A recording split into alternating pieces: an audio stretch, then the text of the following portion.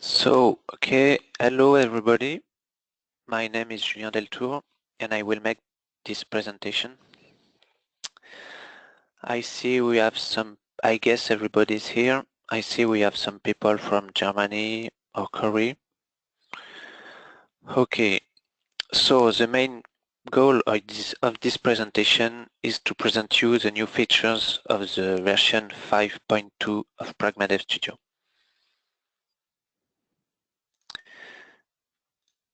First, I will make a very short presentation of what PragmaDev Studio do.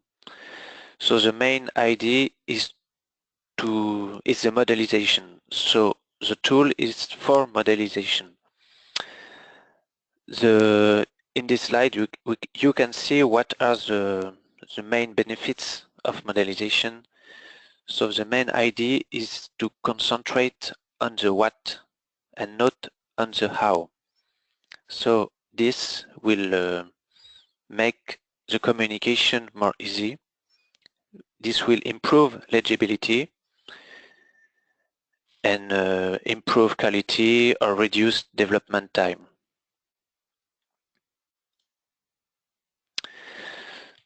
The modeling language used for in-house tools is a SDL, and it is based on event-driven. All is event-driven and executable. So we can modeling our system and then we can easily execute it. And so we have SDL for modeling the system and TTCN-3 for testing this system. These two languages are based on the same principle, which are event-driven. PragmaDev Studio, so our tool is divided in 4 tools. So we have PragmaDev Specifier, which is done only for modeling and specifies the system. PragmaDev Developer, which allow to add the C code, so we are more precise on what we want to do. We have PragmaDev Tester, which is for testing system, and PragmaDev Tracer, which is for trace. And these 4 tools can be executed independently or can be set together in the PragmaDev Studio. This is the V-cycle and how tools allow to respect this cycle.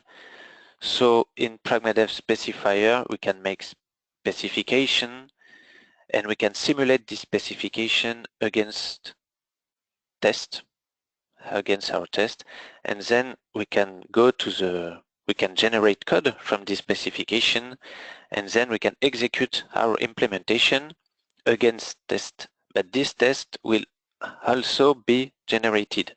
So the done of the V-cycle, the 2 elements are executable code. Okay, so I just present you very quickly what we done, and now I will present you the new features in the version 5.2.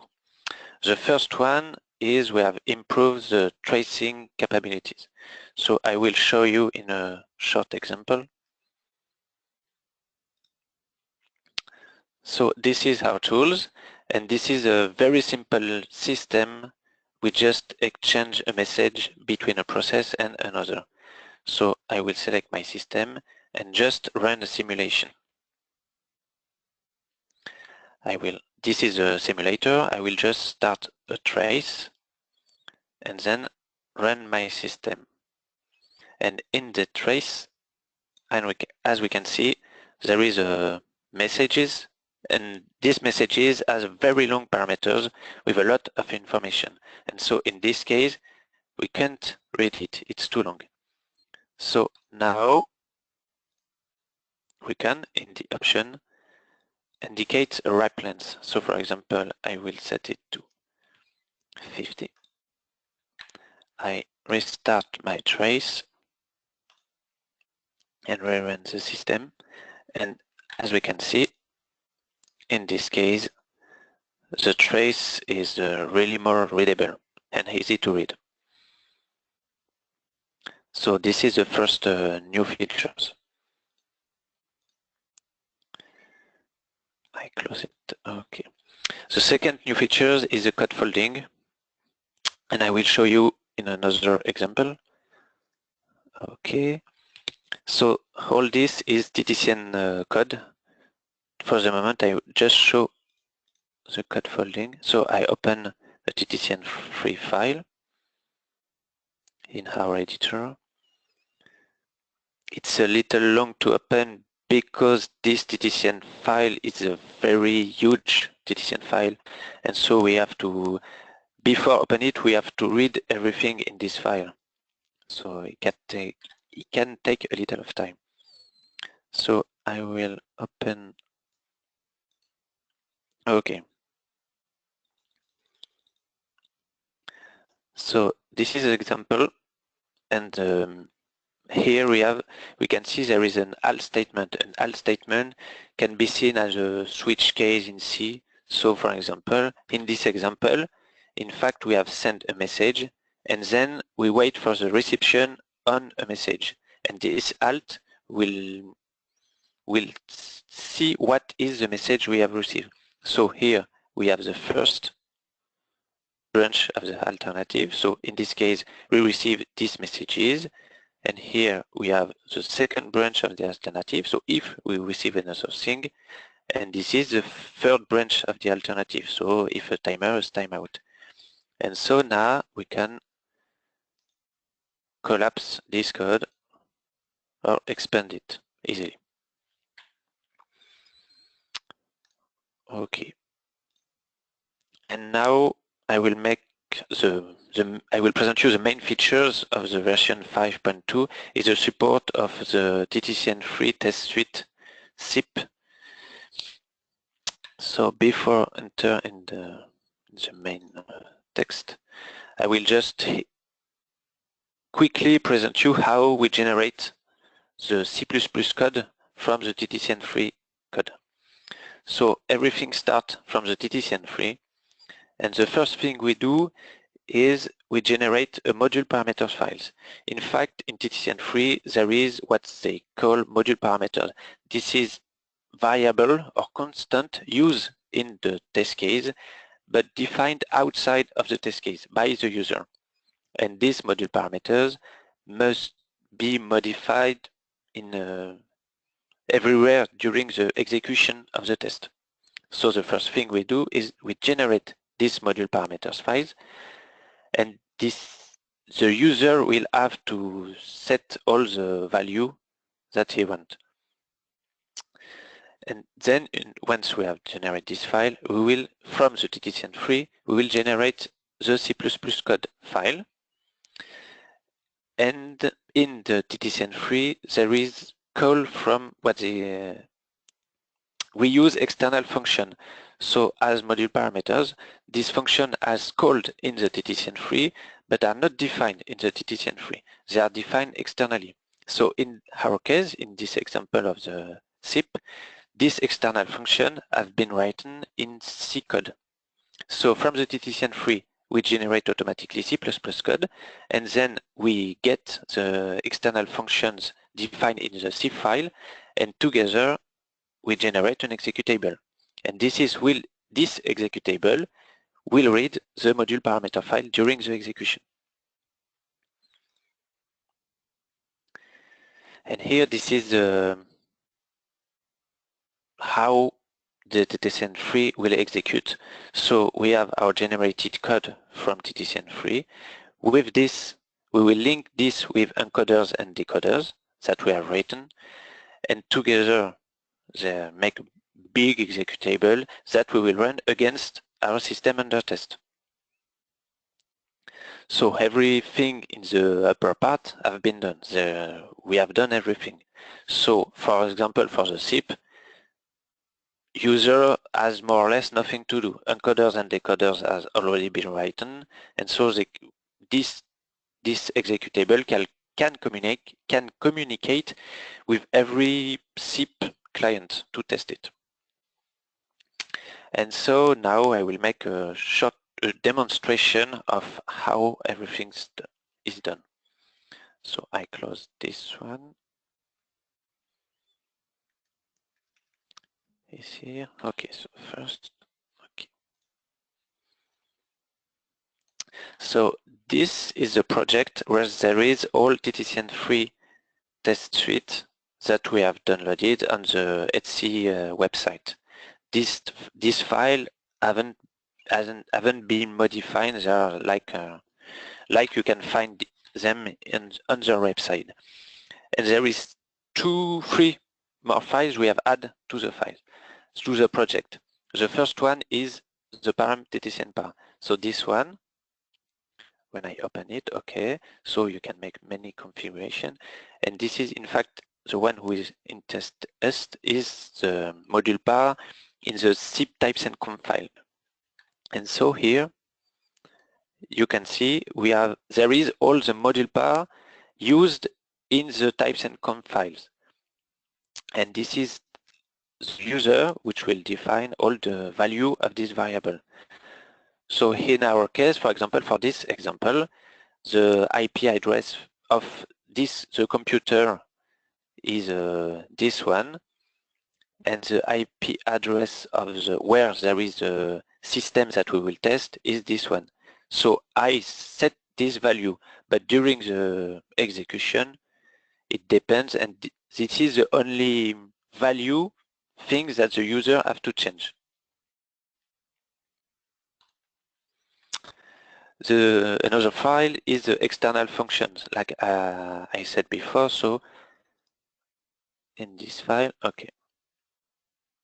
So this is all the external function called in the TTCN-3, but which are not defined. So for the execution of this example, we have defined some of this function, but not all. So for example, there is a function is selected, and this is us, which are defined this one. But there is, for example, get major digit. We don't need, this function is not called during the execution of the 3 or 4 test case we are using. So this function is not defined. This is the user which has to define it with what he wants in his test. And the last thing is the interface. So this is a very big part. And okay.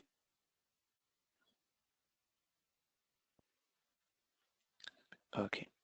And so in this file, there is all encoded and decoding function used by the test case to communicate with the SUT, with the system under test. And so for each type in TTCN-3 used for the communication, we have here a function for decode and encode this type correctly.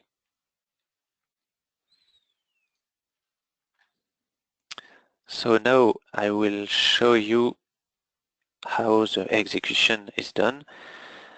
I will not generate the code right now because it's a bit long. The generated C++ code from this 8 TTCN-3 file is very long because this file is very huge. So just before I already generated the code. So I go, all the code has been generated in this file. So as you can see, for each TTCN-3 file, we have a C++ file and a header file. And so I will run on this module. This is the main module where everything starts. So I will start a shell and I will execute it. Here, this option is where I set what is, as I said, we have these params. So this is where are defined all module parameters. So during the execution, the test case need to know what are the value of all these parameters. So in the execution, this is one option I will have to enter. So I start it, and this is a little interface which the first thing is we have to indicate which configuration of the module parameters we want. So in our case, we just have one configuration that we have called config1. If I reopen this file, I can see, okay, I just have one configuration. And so this configuration with all the value, in fact, if I set 1, I say, okay, all the value I want are the one in the file. The second level here is it will list to us all the TTCN-3 file where there is executable instance. So here we have in fact we have 8 files, but in this example only 5 are executable. The others are just type definition or things like that. And so each one of these files we can have test cases or a control part. The control part is a way of automatically execute test cases. So for example, if I just, okay, I see in the force file SIP querying capabilities, there is 44 test cases. So I will say, okay, I want to enter this one, and this is the list of our 44 test cases. So I can execute one by one all these test cases, but it can be very long. Okay, I make a mistake, sorry. So this is the goal of the control part. The control part will say, okay, I want automatically execute this, and this test case. So in our example, I will execute the control part. And in my control part, I just ask the TTCN-3 to execute only 4 test cases. So here it just see, okay, in this module there is just a control part. I will start my control part, and so the test will be executed on my computer, and the system under test is on another computer that and one of my colleagues will help me because it has action to do. In fact, you will see if I start my system, my test, okay, it asks me please send an invite. So my colleagues send this invite, and okay, we can see the first test case, and I this, okay. So this is the first test cases, and the last one. Okay, so here what happened is just me, I have executed my test cases, and my colleague he has just done what the test cases ask him to do.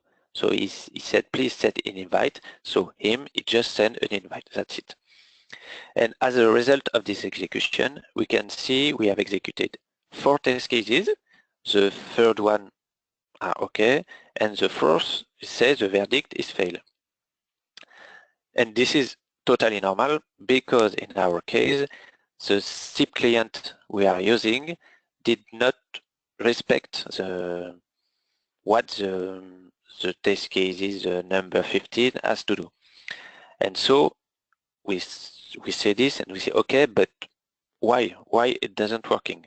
So I quit my execution, and in the code generation file, we can see there is a my-debug file which has been generated. And if I go in this file, okay, so we can see, I will check for, okay. And so here is a debug of everything happened during the execution.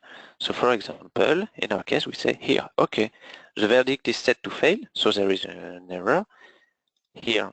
And I can see, okay, it is in the file SIP steps.ttcn3 at this line. So I can open my file. As I said, it's a bit long. Okay, and so you can see it's that line.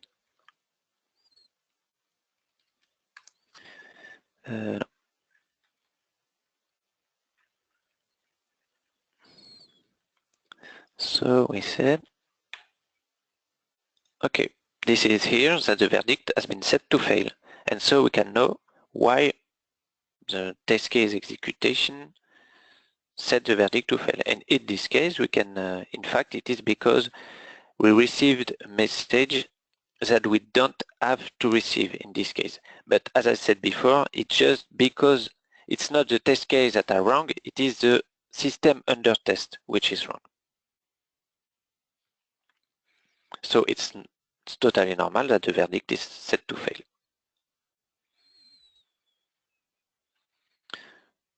So it's okay. I think I said everything I have to say. So now, if you have some question, you can ask them on the chat.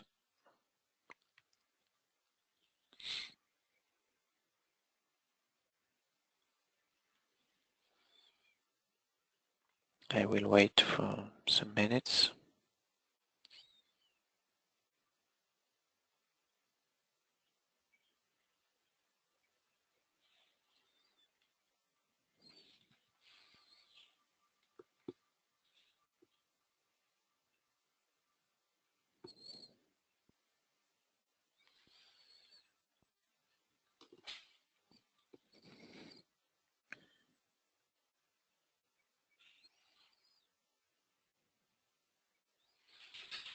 Okay, so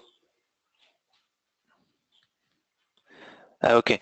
For information, the how tool is totally free to download. If you want to try it, it's totally free for a little project, but you can check and try it very easily on our website.